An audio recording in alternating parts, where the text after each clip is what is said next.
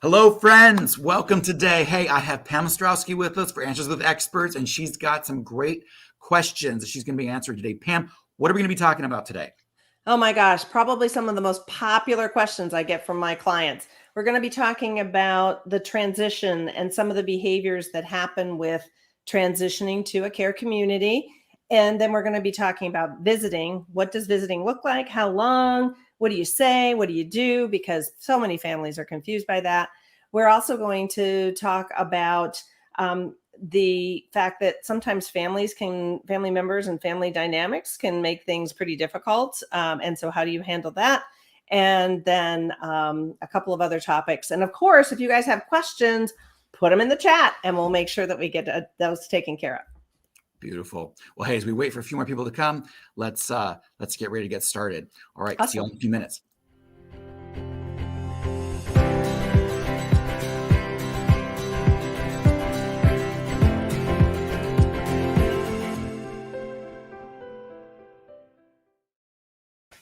So Pam Ostrowski, she experienced a 14-year journey of caring for and supporting her mother and father, who both lived with dementia at different times in their journey.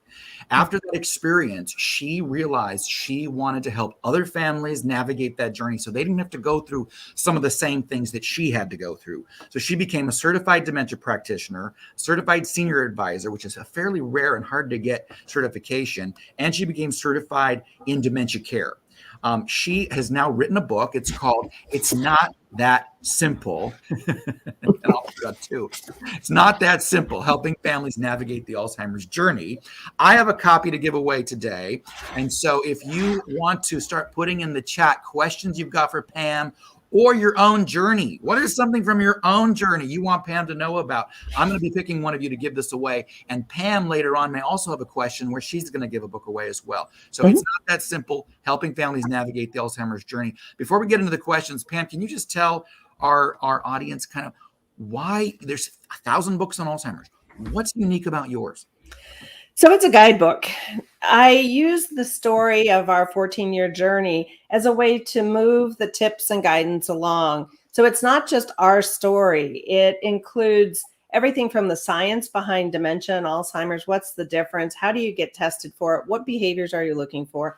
All the way through when's the right time to talk about living arrangements? What options are out there? Because it's not your father's care community. It's not skilled nursing. And just kind of walk them through, how do you visit? How do you communicate? The emotional roller coaster, which we're going to be talking about a bit today. And then, kind of even talking about when the end is near. So each of those chapters has key takeaways so that you can quickly reference, and then conversation starters, which actually includes possible wording, because sometimes you don't even know where to start with the conversation, right? So being able to say, use these words, and, being able to read from the book with your family members, with your care team, to make sure that you're having these conversations and communications. That's awesome. Okay. Well, you have a good morning from Tom Mayer. Hey, Tom. Well, saying good morning to you this morning. Morning, Tom. Thanks for being with us. All right. So Pam, do you want to roll with one of the questions a family actually submitted for you ahead of time? I would love that. Going. Let's just do so it. Everyone knows, if we have two options, right? Today in the comments, you can be putting in your questions.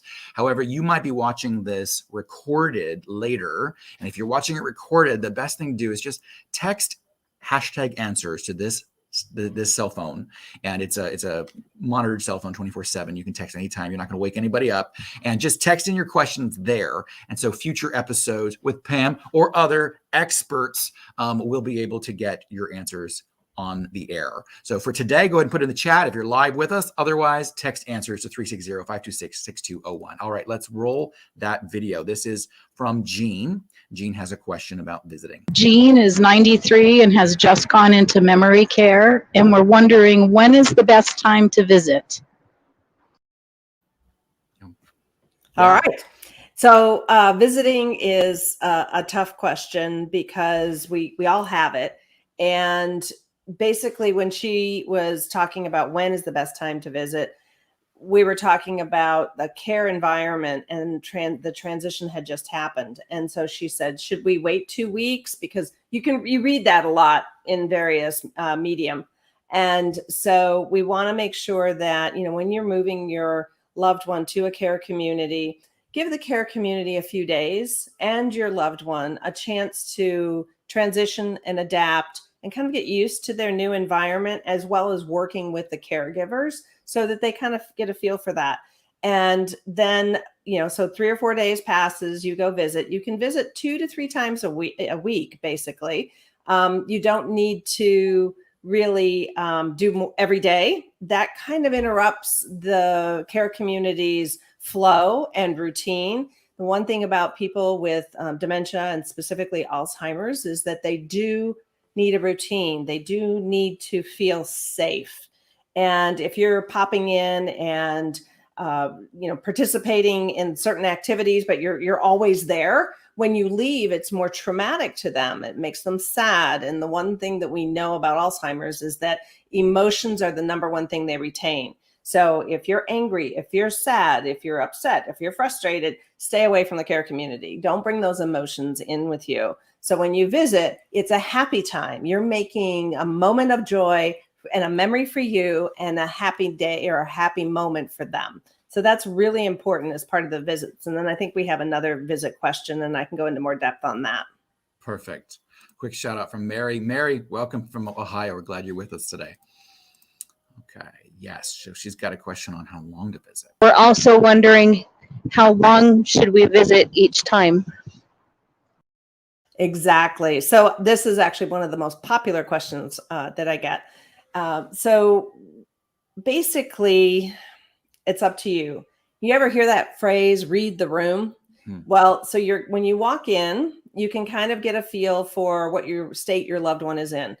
I want to make sure that everyone understands that this varies by day. With an person with Alzheimer's, like when I would walk in and see my mom, she might be sleeping, but I would still stay for 45 minutes. I would hold her hand. I'd talk with other residents. I was there so she could hear my voice. Mm-hmm. And if she woke up, she knew I was there. I would give her a kiss. I'd say, always really important for you to introduce yourself every time you see them, to say, hi, Mom. So she knows I'm her daughter. It's Pam. And that way her brain can hear, hi, Mom, it's Pam. Okay, I know who that is. And that doesn't mean that she ever reacted. She was non-vocal for the last 7 years of her life, which means there were no conversations, no jokes, none of that. So I had to communicate with her when I visited by doing things with her. And that's the really important part of visiting is I had someone ask the question, well, what do we talk about? And I said, well, depending on the state of your loved one, you may not be talking. You can talk with them, but they are not going to respond. They won't remember what you said. But it really does come down to those moments of joy and being able to actually work with them on whatever it is that they're doing. So I suggest that you come in 15, 30 minutes before an activity or a snack.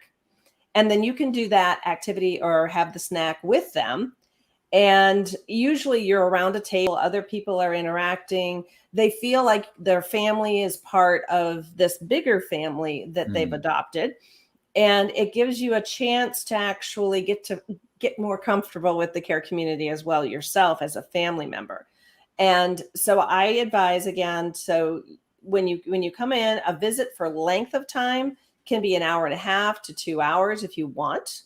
I would not advise that you do 30 minutes 5 days a week. That is probably one of the worst things you can honestly do, because it's it's difficult for them and it's difficult for the care community. And honestly, what you're doing is you're seeing them briefly. They're not going to remember a brief visit, most likely. And then you're going to leave, and leaving is hard.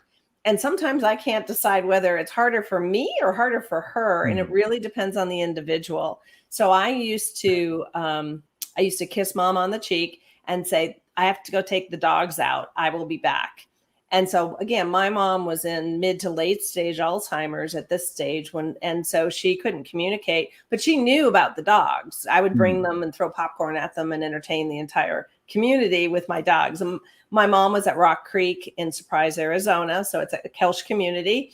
And it used to be so much fun. We'd line everybody up in a circle. So if you have a dog that is a canine good citizen or is a good dog, not going to mess any carpets or do anything they shouldn't be doing. But my 2 Australian Shepherds would sit and we'd throw popcorn and they'd catch it with their mouths and everybody would applaud. And it was just a lot of fun. So those are the moments. That's what a visit is about. It's not to talk about Johnny's, soccer score and Susie's ballet recital, right? Because if you talk about those things, and this individual may not know who you're talking about anymore, I'm sorry but that is the case. It may make them sad that, oh, that's someone I know, and I don't know, I don't see them, and and so they feel that sense of loss. Don't bring up family members that aren't present, and avoid talking about, do you remember when, bringing a photo album and saying, do you remember this? Do you remember that?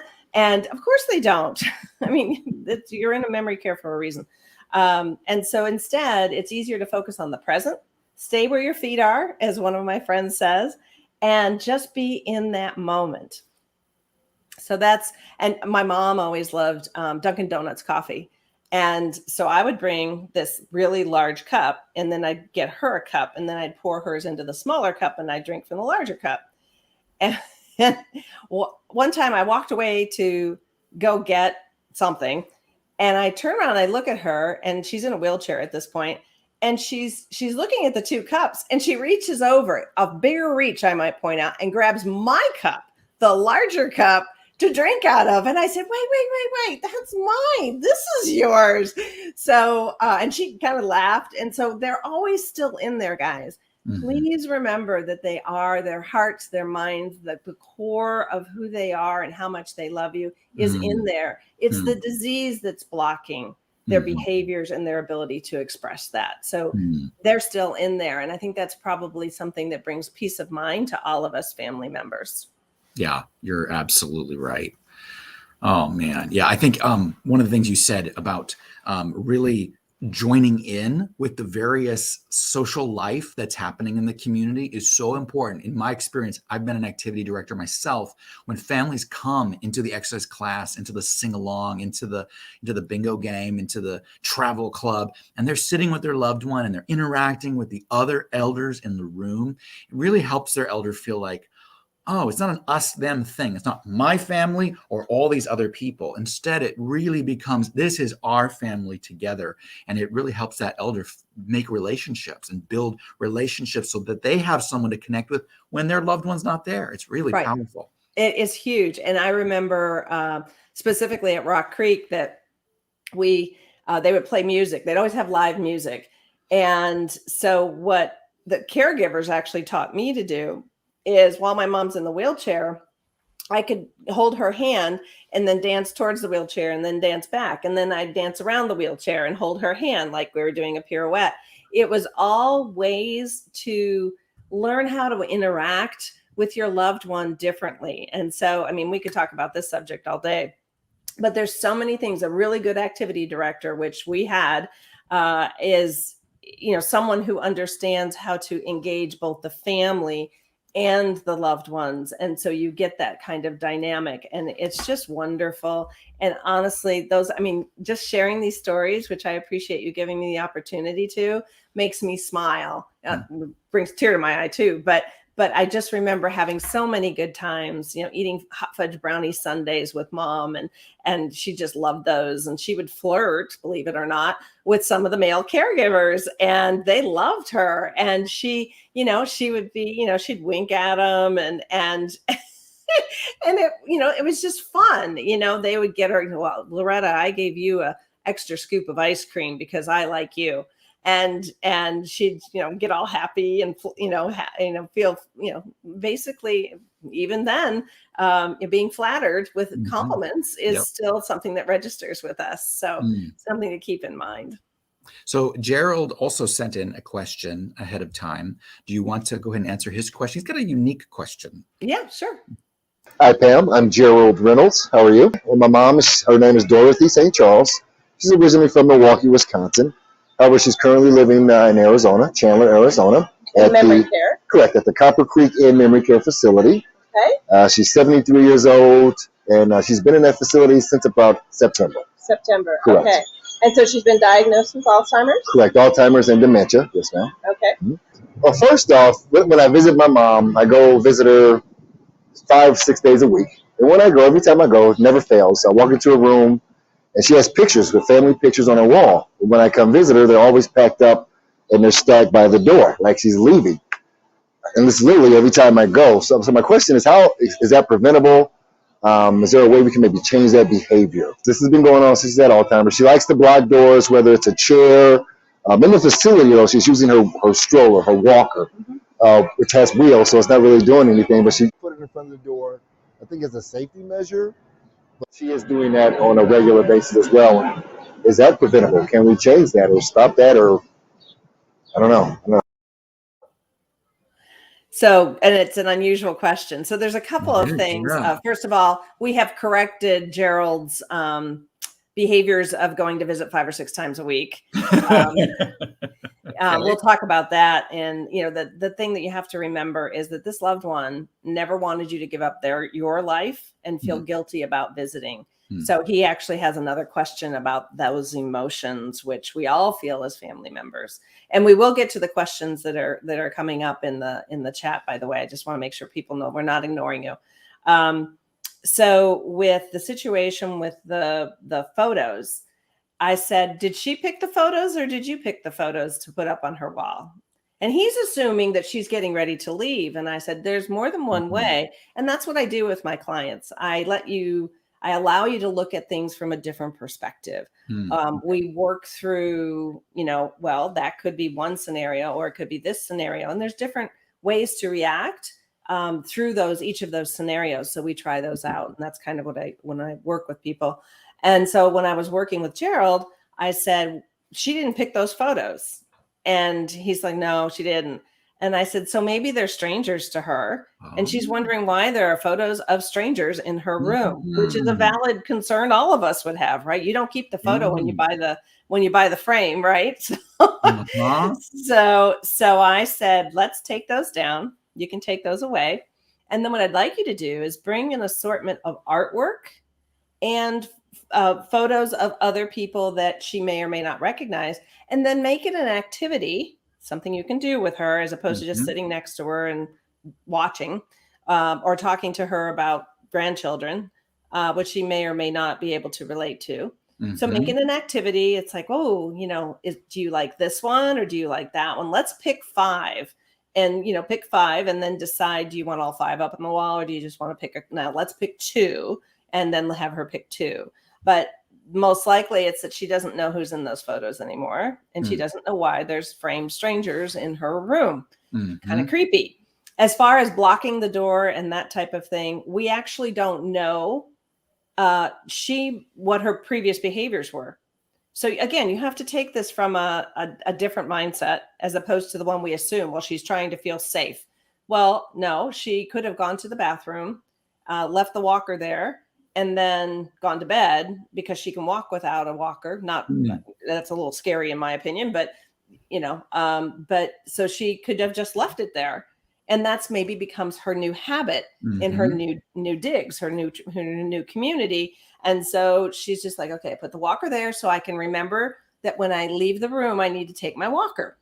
So it could be a visual reminder for her.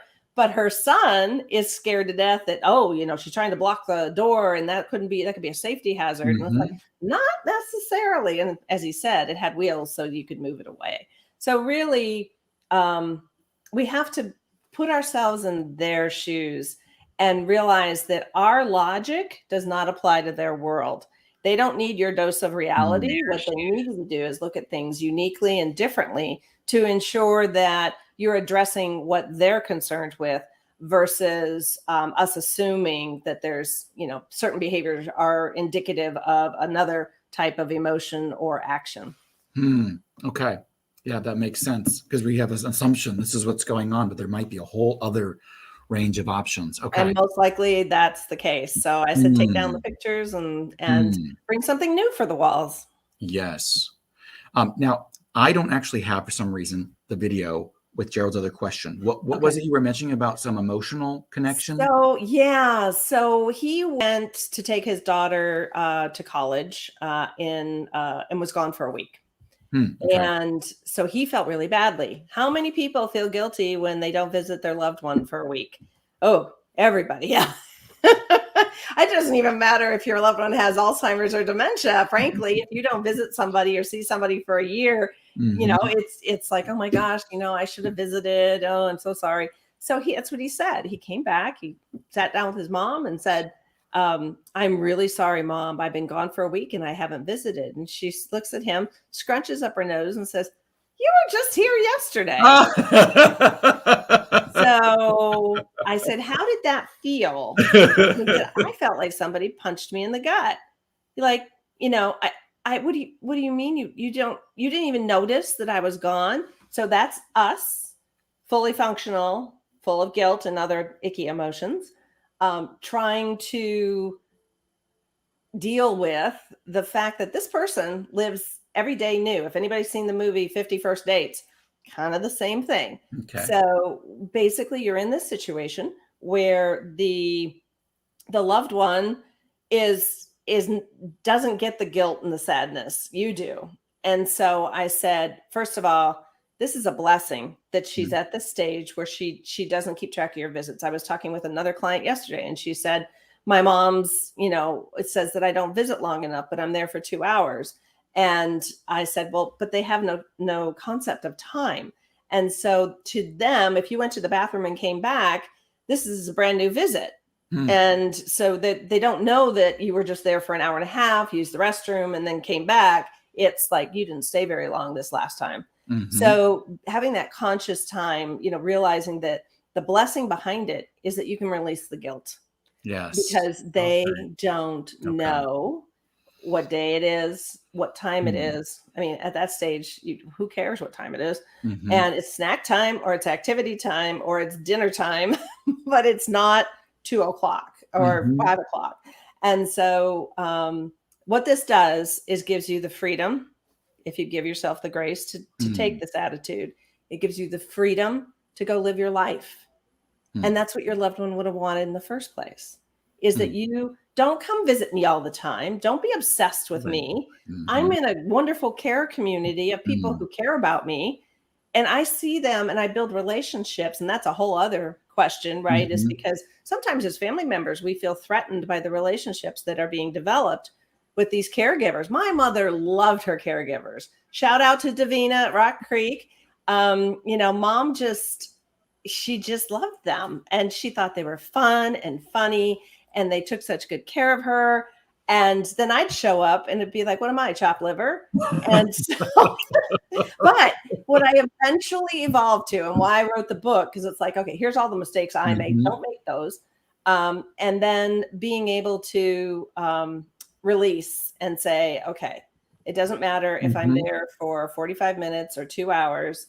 It doesn't matter that I'm gone for a week, as long as she knows I love her and that I am coming to visit once in a while at least, which in this case was twice a week.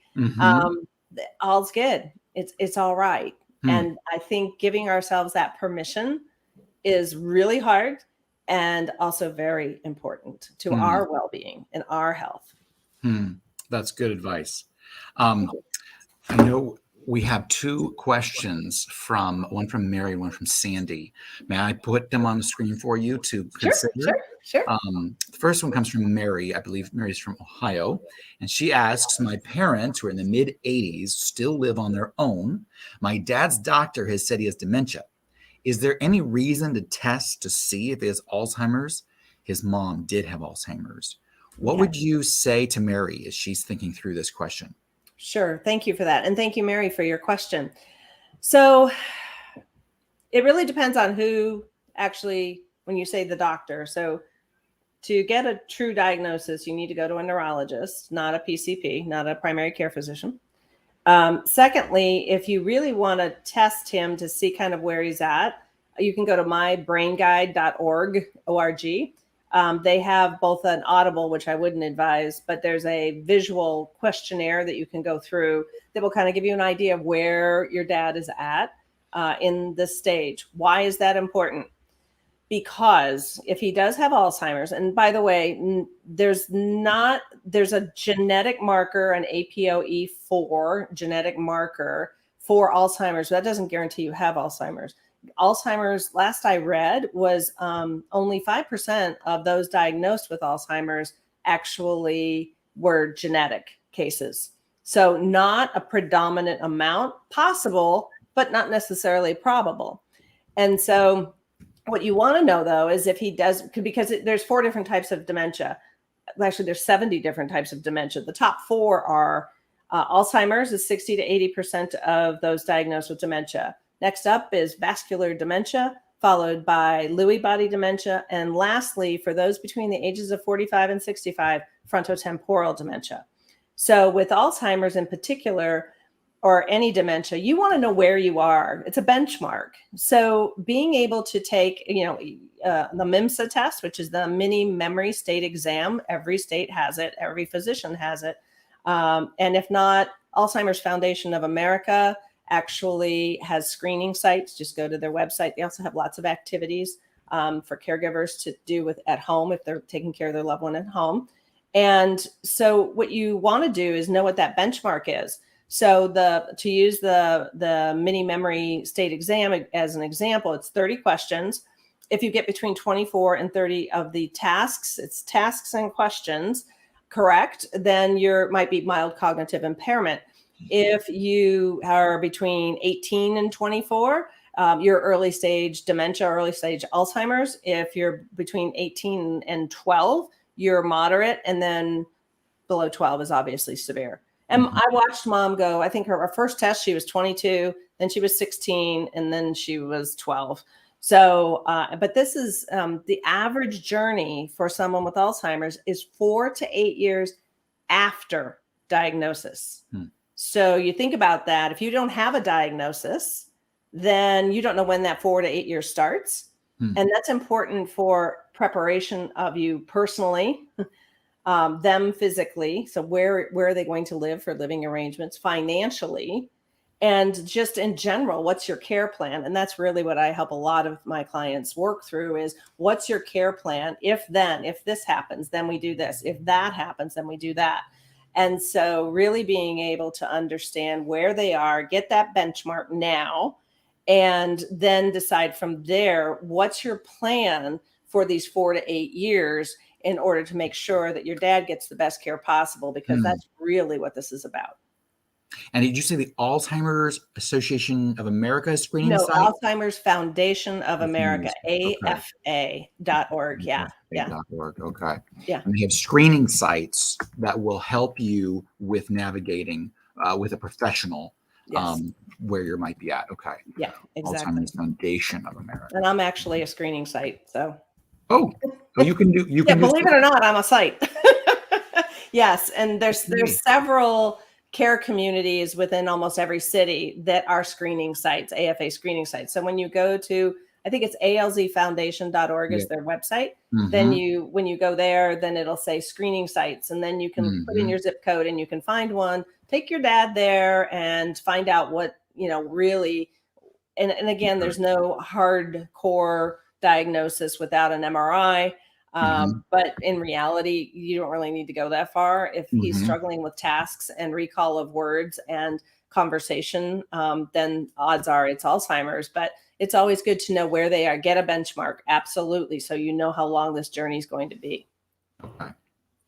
I'm curious your perspective, because part of Mary's question might be just, should I know whether it's mild cognitive impairment or Alzheimer's?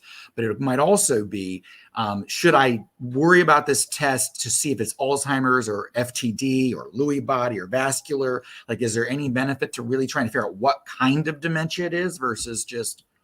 The test very much differentiates. So the test will tell you whether it's Alzheimer's versus something else. So with Lewy body, for instance, there's different behaviors that happen. FTD is age related more than anything, along with behavior. So if you're between 45 and 65, that's most likely FTD or early onset Alzheimer's. Mm-hmm. So again, that's where a neurologist comes into play. And then vascular dementia, if he's had issues with high blood pressure or heart disease, that's most likely the type of dementia that he has.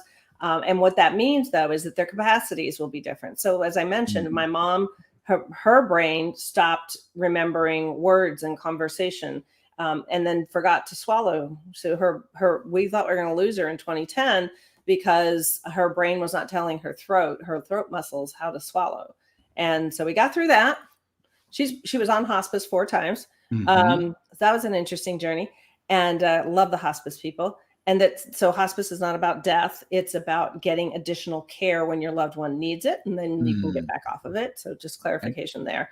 And then we're basically with vascular dementia, you're going to get that angry, paranoid type of behaviors. You're going to see that it's not that they don't remember words or they don't remember tasks. They most likely are the ones that lose things. But again, taking the exam is really what helps you get clear on, what the situation is. And 1 out of 9 people over the age of 65 are diagnosed with Alzheimer's. That's 11% of our population. Wow. So, it's really important. And as the baby boomers age, we're going to probably see that number, especially based on our diet and lifestyle.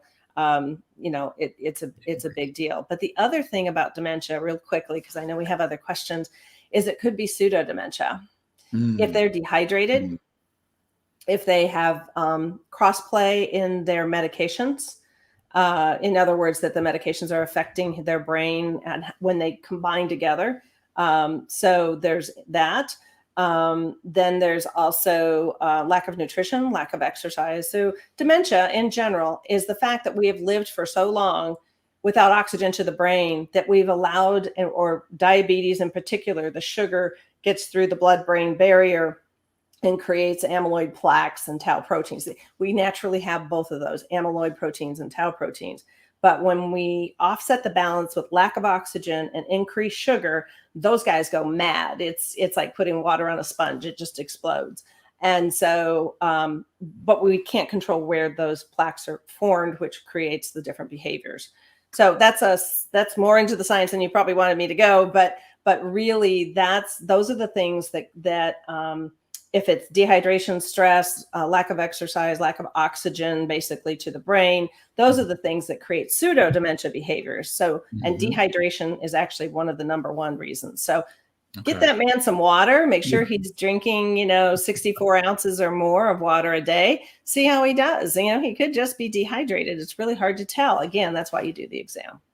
Yeah, so important. Yeah, there's some significant factors that can really look a lot like dementia. If you don't get a battery of good tests, including nutrition levels and things like that, you might be assuming something that's not true. That's exactly. And boy, wouldn't that be a relief? Yes.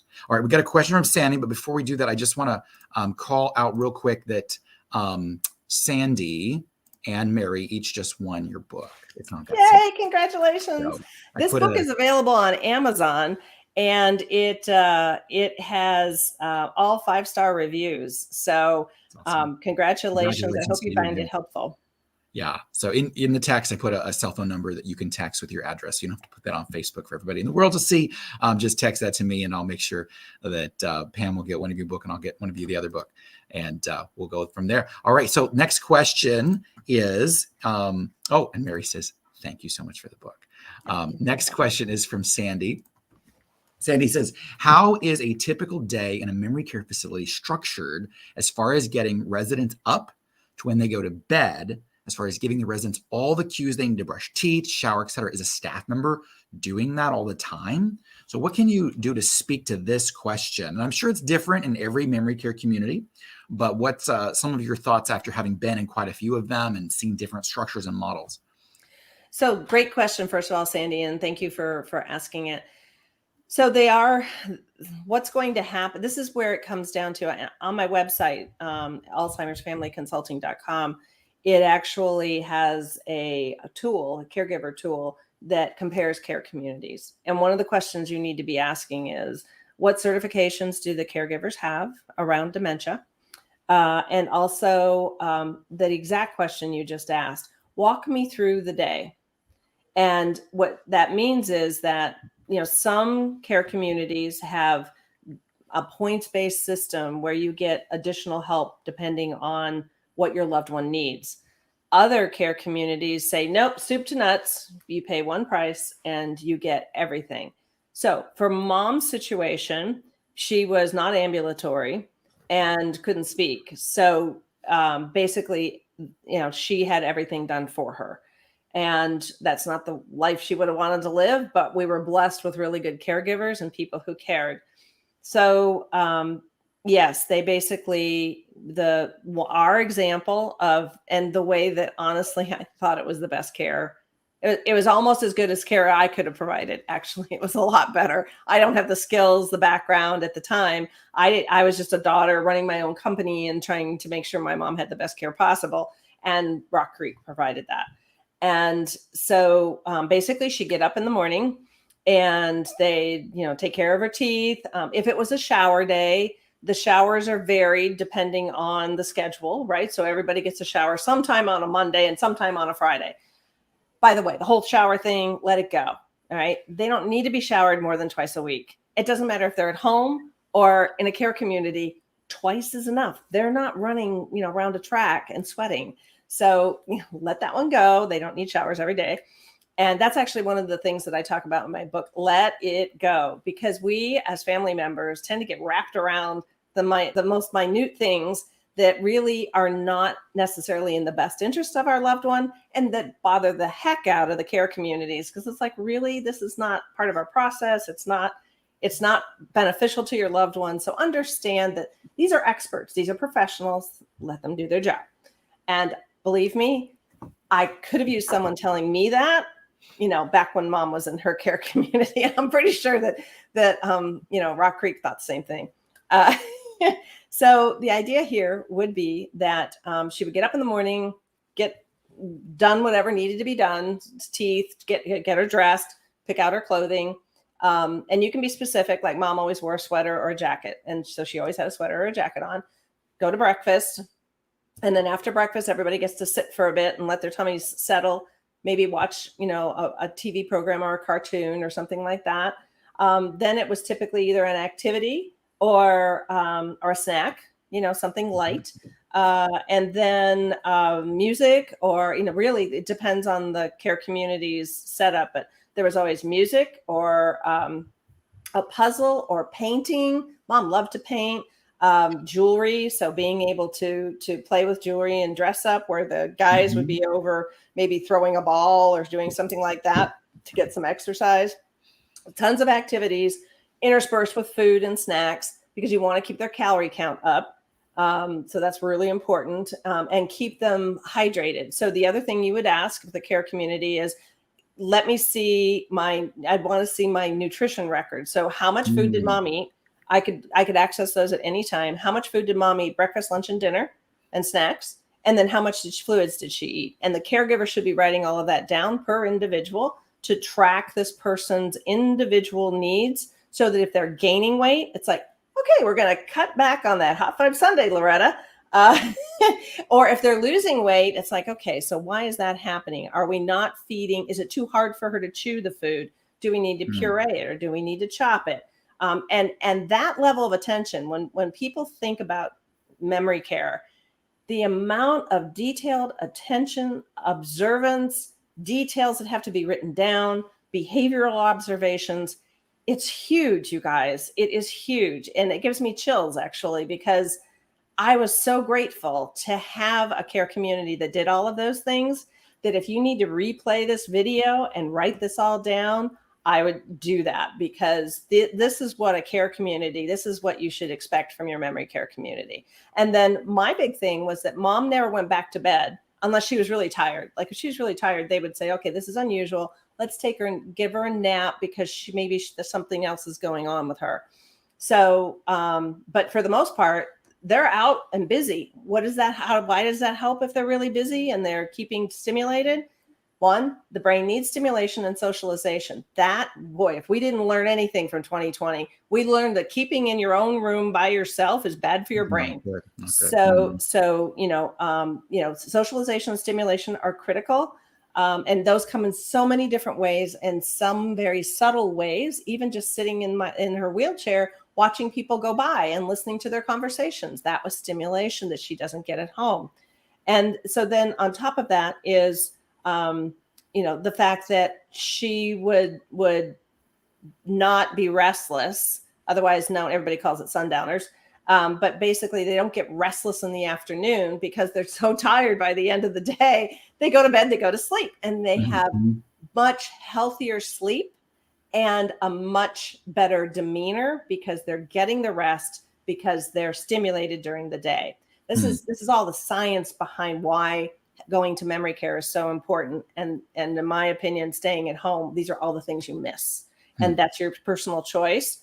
But that's ultimately the difference between the two in my mind. Okay. Well, I think we've about run out of time, but we got one more question for you, Pam. But I do want everybody to know, if we don't take any more questions today, here's what you need to do. Text #answers to 360-526-6201. Anytime, even if you're watching the replay of this, go ahead and text your questions there so we can get them on the next show. But in the meantime, we do have one question from a friend, Tom. Tom asks, how should families approach financial matters, investments, and real estate? Hire a lawyer, appoint a guardian, establish a trust. What in the world should a family start to do related to dementia and financial matters? Thank you, Tom, very much. Good question. Thanks, Tom. So this is a bit out of my realm, but I want to also make sure that that the first person you should be talking with is your financial advisor.